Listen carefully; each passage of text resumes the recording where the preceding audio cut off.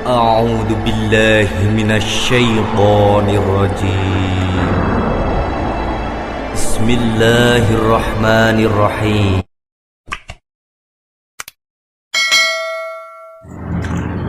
Assalamualaikum warahmatullahi wabarakatuh. A'udzu billahi minasyaitonir rajim. Bismillahirrahmanirrahim.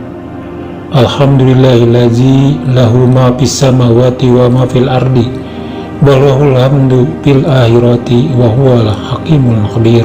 Asyhadu an la ilaha illallah wa asyhadu anna Muhammadan abduhu wa rasuluh. Allahumma sholli ala nabiyyina Muhammadin sallallahu alaihi wasallam wa ala alihi wa sahbihi wasallim. Wa qala Allah ta'ala fi kitabil karim, a'udzu billahi minasyaitonir rajim. Wa iz qala Isa ibnu Maryam ya bani Israil inni rasulullahi ilaikum musaddiqan lima baina yadayya minat taurati wa mubassiran bi rasulin ya'ti min ba'di ismuhu Ahmad. Falamma ja'ahum bil bayinati qalu hadza sihrun mubin. Wa qala Rasulullah sallallahu alaihi wasallam kullu mauludun yuladu 'alal fitrah fa abawahu yuhawidanihi aw yunassiranihi aw yumajjisanihi aw yusallimanihi. Amma ba'du. Kaum muslimin rahimakumullah dimanapun berada, acara kita pada malam ini akan dipusatkan kepada pengertian tentang masalah akikah, yaitu rentetan perlakuan pada anak yang baru lahir, yang biasanya ini dilakukan pada usia ke-7 hari pada zaman Rasulullah. Yang utamanya yaitu dipusatkan kepada masalah tentang khitan. Arti khitan untuk bangsa Indonesia ialah potong kulub, khusus untuk laki-laki, dan kalau wanita lain lagi. Tapi ya boleh dikatakan hampir sama. Adapun untuk khitan ini, kalau kita lihat sejarahnya, ialah dari Nabi Muhammad sebagai warisan dari kakek moyangnya Nabi Ibrahim. Ialah tentu saja Nabi Ibrahim sebagai warisan dari nabi-nabi sebelumnya, yaitu Nabi Nuh, dari Nabi Idris, dari Nabi Adam alaihissalam, sebagai suatu ajaran dari Allah. Tapi khusus untuk Nabi Muhammad pribadi, beliau dilahirkan sudah dalam keadaan terhitan. Jadi Nabi Muhammad SAW sudah terhitan di waktu masih ada di dalam rahim. Dan akhirnya Yahudi menanggapi apa yang ada di dalam Al-Quran, yaitu mengenai penegasan Nabi Isa, yang juga berarti tersebut di dalam Injil, yaitu yang tercantum pada surat Shaf ayat 6 yang berbunyi, A'udzu billahi minasyaitonir rajim. Wa iz qala Isa ibnu Maryam ya bani Israil inni rasulullahi ilaikum musaddiqan lima baina yadayya minat taurati wa mubassiran bi rasulin ya'ti min ba'di ismuhu Ahmad. Falamma ja'ahum bil bayinati qalu hadza sihrun mubin. Sehingga berdasarkan ayat ini Yahudi menanggapi setelah Nabi Isa ini akan lahir Nabi Khitan. Kenapa demikian? Karena Yahudi, kata Al-Quran surat Al-An'am ayat 20 mengatakan, alladzina atainahumul kitab ya'rifunahu kama ya'rifu abnahu allazi hasiru anfusahum fahum la yu'minun. Mereka tahu tentang ajaran Allah menurut sunnah Rasulnya yang akan tampil setelah Nabi Isa, seperti mereka mengenal pada anaknya sendiri. Jadi Yahudi berkata bahwa Nabi Muhammad itu adalah Nabi Khitan, bukan sebagai tukang tenung atau sebagai tukang ramal, tetapi Yahudi itu justru diperoleh dari keterangan Nabi Isa alaihissalam. Kemudian kita lihat fungsi khitan ini, maka dapat dikatakan bahwa khitan ini hanyalah persiapan fisik, yaitu yang saya katakan tadi, potong kulub, di mana menurut sunnah Nabi Muhammad SAW, nah ini terus dilakukan sehingga menjadi tradisi bangsa Arab sampai dengan sekarang. Dan khitan ini dilakukan yaitu pada anak yang baru lahir, yaitu 7 hari setelah dilahirkan. Seiring dengan itu sekaligus dilakukan akikah, yaitu memotong 2 kambing bagi anak laki-laki dan 1 kambing bagi anak perempuan. Nah ini juga dilakukan cukur rambut dan pemberian nama, ya, rentetannya seperti itu. Jadi demikian arti khitan, asal-usulnya adalah ajaran Allah menurut sunnah Rasul, kemudian diwariskan kepada nabi-nabi sehingga yang penghabisan yaitu Nabi Muhammad SAW. Fungsinya ialah persiapan fisik atau persiapan praktis, yaitu mempersiapkan si anak supaya lengkap syarat-syarat di waktu bersuci, baik membuang hadas kecil maupun membuang hadas besar. Sehingga dengan demikian, dengan hitan, maka pelaksanaan bersucinya nanti menjadi praktis. Sedangkan jikalau kulub dapat dipastikan cukup repot. Ya. Dalam hal ini, dalam pembuktian sejarah bahwa bangsa Arab adalah termasuk golongan bangsa yang kulub, ya, yang tertutup gitu, yang banyak kulubnya, bahwa Arab ini nanti melakukan hitan sama dengan melaksanakan sunnah Nabi Muhammad, di mana sebelum itu bangsa Arab adalah golongan yang kulub. Ya, kemudian bangsa Arab yang kulub, di mana nanti kalau dia beriman, dia menyatakan syahadah kepada Nabi Muhammad, ketika sudah dewasa ini tetap dibiarkan, dalam arti tidak disunat setelah menyatakan syahadat atau setelah beriman kepada Nabi Muhammad menurut ajaran Allah, menurut sunnah Rasul Nabi Muhammad. Jadi tidak seperti tradisi kita, yaitu bila Cina masuk Islam yang dinamakan mu'alaf, maka kulubnya harus dipotong dulu, ya. Tapi dalam pembuktian sejarah, di waktu Nabi Muhammad tampil, maka yang beriman sudah dewasa ya tetap dibiarkan saja kulub. Kemudian sunnah hitan itu dilakukan kepada anak-anak mereka yang baru lahir. Hal mana termasuk ke dalam masa peralihan, ya. Sama hanya seperti nikah, mereka sudah berumah tangga. Sebelum tampilnya Nabi Muhammad, dus perkawinan mereka pada masa jahiliyah, sehingga waktu datang Nabi Muhammad membawakan misi Allah menurut sunnah Rasulnya, mereka sudah punya anak, kadang-kadang mereka sudah punya cucu. Kemudian mereka beriman. Apakah pernikahannya diulang? Tidak, tapi berlangsung secara otomatis, kecuali dalam hal-hal tertentu. Misalnya tradisi Arab, bahwa kalau ayahnya meninggal, maka istri-istrinya, ya istri-istri ayahnya itu, sepeninggalannya itu, ya kecuali ibunya sendiri, ya, ini akan menjadi milik si anak. Jadi hal-hal yang beginilah yang digunting halus, ya. Tapi ya yang paralel dengan ini, apa yang berlaku pada zaman jahiliyah dilegalisir. Tetapi bukan berarti rumah tangga jahiliyah sama dengan rumah tangga yang beriman, yang sekedar menyontek. Begitulah masalah di bidang ini pada bangsa Arab yang kulub.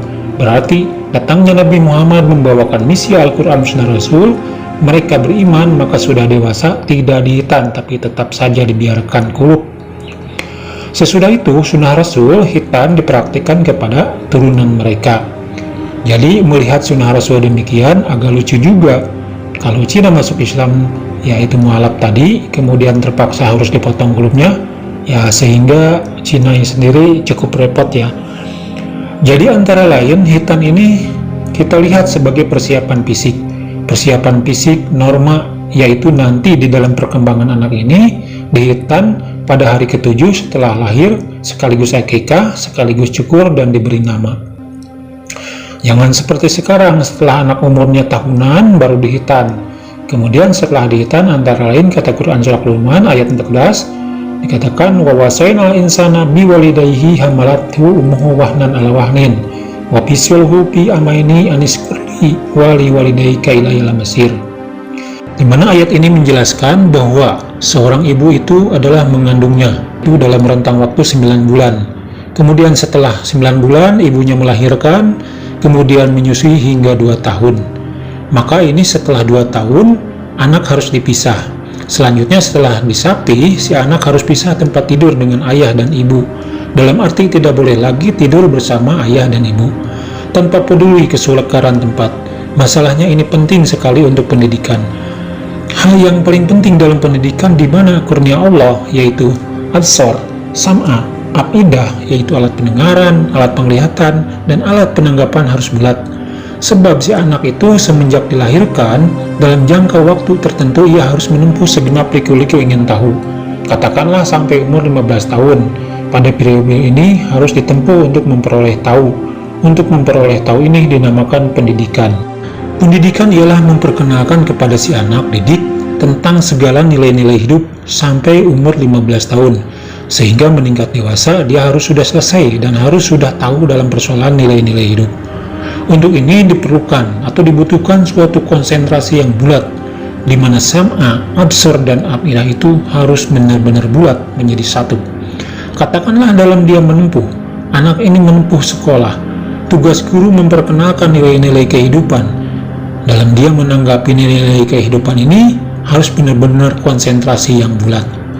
Syarat-syarat supaya konsentrasi anak ini bulat, si anak ini harus berimbang dalam kehidupannya. Artinya pertumbuhan fisik maupun mental si anak dari mulai lahir sampai umur 15 tahun, yang paling menentukan nanti pada umur 10 tahun, di mana fisik dan mental si anak harus berimbang.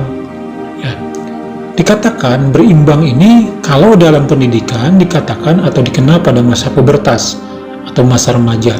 Ini mulai pada umur 12 tahun, artinya pada umur 12 tahun seksnya mulai berkembang. Pada umur 12 tahun ini, satu segi adalah jangka pertumbuhan si anak dalam fisiknya, di mana berat badannya harus menurut ukuran badannya.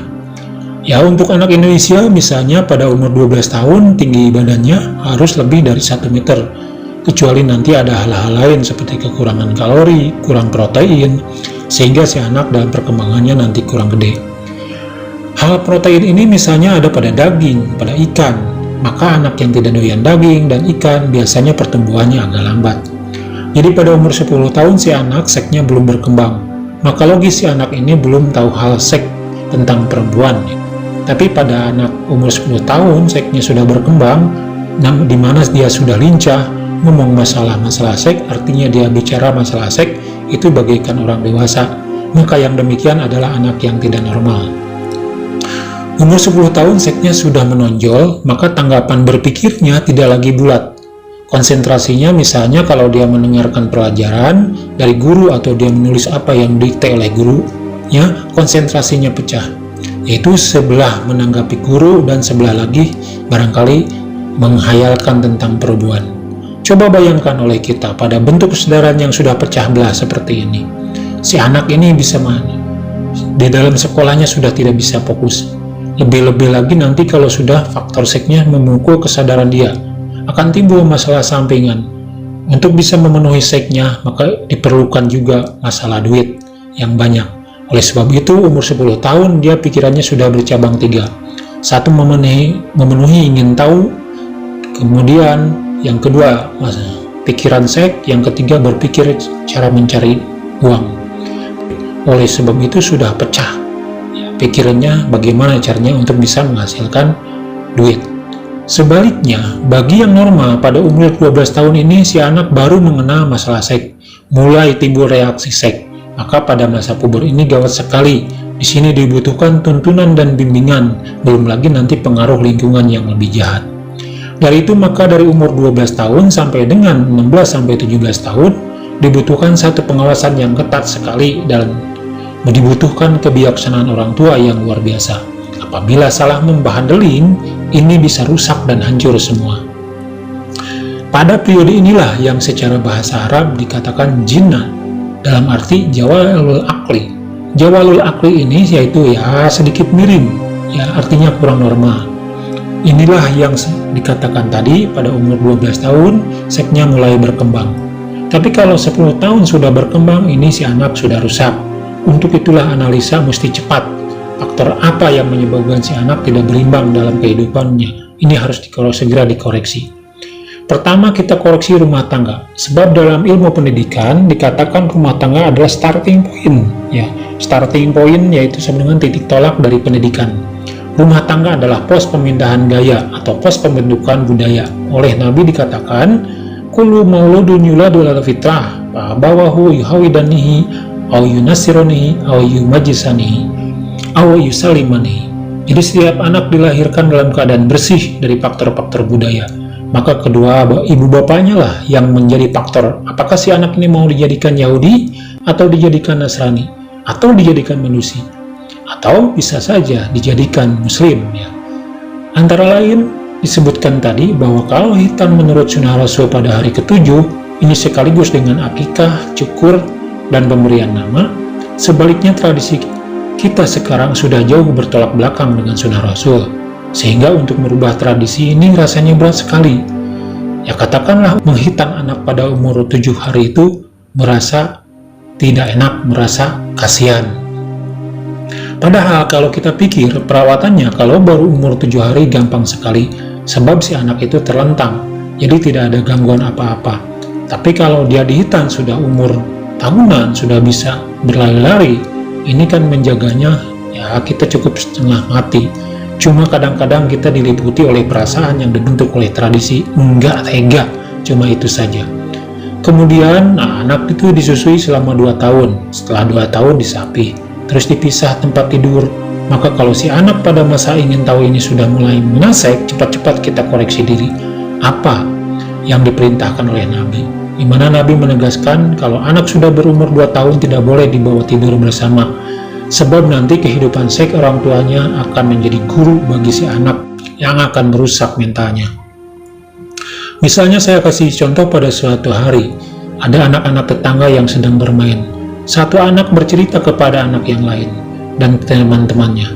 Saya mendengarkan sendiri dengan duduk di samping rumah. Si anak tetangga itu bilang, "Waduh, semalam saya lihat ayah dan ibu saya kayak begitu, lama deh." Nah, setelah itu saya perhatikan anak itu yang tadi ngomong itu dengan teman-temannya sangat berbeda. Ketika anak itu berbicara seperti itu, anak yang lain bengong, yang sebayanya. Itulah berarti anak tetangga itu sudah kepukul seksnya. Pengaruh dari pekerjaan si ayah dan ibunya sudah mulai memukul kesadaran dia. Oleh karena itu, kalau sudah berumur 2 tahun si anak harus berpisah tidurnya dengan orang tua. Kita pisah dari susunya juga. Ini anak belum ada hubungan keluar. Jadi mulai start pada titik ini kita bisa mengoreksi diri. Apakah si anak ini seksnya melonjak? Nah, itu kesalahan faktor pendidikan rumah atau lingkungan luar. Nah, ini harus kita pertanyakan. Lingkungan yang luar akan mempengaruhi nanti antara lain misalnya cara berpacaran, misalnya anak muda mencolek perempuan di hadapan dia. Nah, ini akan mempengaruhi ya. Itu. Kemudian cara bermain bermain-main atau bercanda-canda dengan perempuan ini sudah mulai nanti akan mempengaruhi si anak di lingkungan luar. Itu semua sudah merupakan faktor pendidikan lingkungan luar yang memukul kesadaran seksnya dia. Tapi yang pertama nanti yang mengakibatkan kurang normalnya si anak adalah akibat pengaruh dari dalam rumah tangga sendiri. Jadi proses dalam rumah tangga sangat menentukan sekali.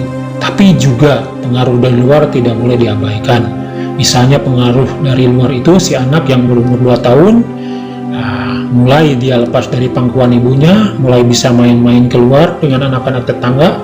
Kemudian tiba-tiba datang ke rumah dia sudah tahu bahasa kebun binatang ya. Perkataannya demikian jelas, dengar dari luar di mana kita orang tuanya tidak pernah mengajarkan bahasa-bahasa itu. Menghadapi hal yang demikian kita harus bijaksana melarangnya, karena si anak walaupun ngomong demikian, nilai dari omongan tidak dia mengerti. Oleh sebab itu, berilah nilai supaya dia mengerti, yaitu seperti bahasanya, nah jangan bicara seperti itu tidak baik, itu jelek. Kalau kau bicara seperti itu, nanti orang lain akan menyangka kau orang jahat dan akan membenci kau selamanya. Itulah antara lain contoh untuk memhandlinya. Jadi cara melarangnya yaitu berikanlah nilai dari perkataan dia itu. Lebih jauh nanti, karena anak seumur ini masih numpang dalam kehidupannya, bila orang tua melakukan dalam menanam dan dalam pendidikan ini dengan jalan preventif, pencegahan ya, misalnya dengan memberikan perangsang seperti, kalau kau tidak suka ribut dengan orang lain dan tidak suka berkelahi, maka nanti kalau lebaran akan dibelikan sepatu yang bagus. Nah, kemudian nanti pada waktunya kita membelikan sepatu, tapi karena si anak pernah ribut atau berkelahi, maka kita orang tua bilang lagi, nah karena engkau pernah ribut, pernah berkelahi dengan kawan, maka ayah tidak juga membelikan sepatu yang bagus, padahal sepatunya itu-itu juga ya. Sehingga tertanam kepada dia dalam pendidikan bahwa kalau berlaku baik dapat baik, kalau berlaku jelek dapat jelek. Cuma faktor ini adalah dinamakan stimulasi ya, mendorong ke arah baik, dan preventif ya, pencegahan ke arah yang jahat. Yang penting ini harus kita perhatikan. Di sini titik perkembangan si anak, yaitu proses dari faktor rumah tangga dan proses bentukan dari luar, karena dia sudah mulai berhubungan. Faktor-faktor luar itu macam-macam. Sesungguhnya lingkungan hidup kita misalkan ber-RT, ber-RW, berkelurahan, berkecamatan, dan kesemua itu adalah mempengaruhi lingkungan. Ya, nggak usah orang-orang yang ada di dalam lingkungan berbuat jahat, ya. Tapi dengan cerita saja yang jahat-jahat, ujungnya si anak itu akan rusak. Maka faktor-faktor inilah yaitu ngomong jahat-jahat, berbuat yang jahat-jahat di hadapan si anak, baik dalam seks maupun dalam ekonomi ataupun dalam sopan santun, itu sangat mempengaruhi kesadaran si anak, sangat memberikan efek pendidikan. Kemudian sampai umur 20 tahun, saya tunjuklah yang pokok-pokoknya saja ya, mulai dia mengenal serangan budaya yang di mekanisme. Ya, budaya yang di mekanisme ini contohnya ya seperti film-film yang dijalankan oleh mesin. Apalagi sekarang dengan maraknya gadget ya, hampir setiap pelosok dari berbagai usia sudah tidak bisa lepas dari gadget. Sebab perlu diketahui oleh kita semua, sesungguhnya katakanlah film yang dibuat itu hebat pengaruhnya. Misalkan film itu adalah buatan Amerika yang datang ke Indonesia, itu lebih berat dibanding dengan film Armando Seto ya, yang datang untuk menghancurkan budaya Indonesia. Maka motif di belakang penyusunan dan pembikinan film itu ya, masalah ekonomi adalah masalah nomor 10, tapi nomor 1 adalah masalah politik sebagai panglima. Baru dibedakan politik antara lain masalah kebudayaan, masalah sopan santun, itu semua nanti dimasukkan. Dengan dimasukkannya itu maka disusun sedemikian rupa, cukup menarik ya, maka si penonton begitu tertarik dan begitu dia pulang dari nonton itu, dia pun terus begitu ya, ikut-ikutan seperti di film. Nah ini kan bahaya sekali ya. Inilah antara lain faktor-faktor yang mempengaruhi pendidikan melalui mekanisme, di mana faktor luar ini lebih dahsyat dibanding dengan faktor rumah tangga, sehingga rumah tangga sudah tidak mampu lagi.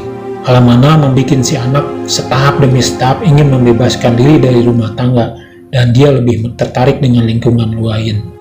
Kenapa si anak dari umur kira-kira 5 tahun dan seterusnya sulit sekali disuruh tinggal di rumah, tapi dia lebih bahagia kalau keluar dari rumah? Masalahnya reaksi budaya yang membentuk kesadaran dia, faktor di rumah dibanding dengan faktor-faktor di luar, sudah lebih reaktif dari faktor-faktor di luar. Artinya mungkin saja mekanisme yang ada di rumah sudah membosankan, tapi faktor di luar rumah tangga lebih menarik sebenarnya. Kalau kita perhatikan, maka ditonjolkanlah masalah seks untuk menarik perhatian supaya lebih banyak orang berkumpul, dan mulai itulah dimasukkanlah ide-idenya. Jadi dengan hal-hal ini pada masalah rentetan hitan ini coba diperhatikan oleh kita semua yang tadi saya katakan, bahwa setelah 2 tahun harus disampi dan harus disimpan dan harus dipisah dari tempat tidur supaya anak itu tidak sempat nonton dikala orang tuanya melakukan hubungan seks. Sebab kalau si anak sempat nonton, maka si anak akan rusak ya. Sungguh si anak itu dilahirkan tidak ada yang bodoh, tergantung kepada si orang tua untuk mempersiapkan si anak ini supaya konsentrasi jangan hancur. Maka faktor-faktor dalam hidup isinya harus dibikin seimbang supaya si anak bisa belajarnya pun konsentrasi penuh, dan dia ini bisa pintar. Demikian yang bisa saya sampaikan pada kesempatan kali ini ya. Mudah-mudahan ini bermanfaat buat kita semua, khususnya buat saya dan keluarga saya. Barakallahu li wa lakum bil Qur'anil azim wa nafa'ani wa iyyakum bima fihi min ayati wa dzikril hakim. Aqulu qawla hadza wa astaghfirullahal azim. Innahu huwal ghafurur rahim. Wassalamualaikum warahmatullahi wabarakatuh.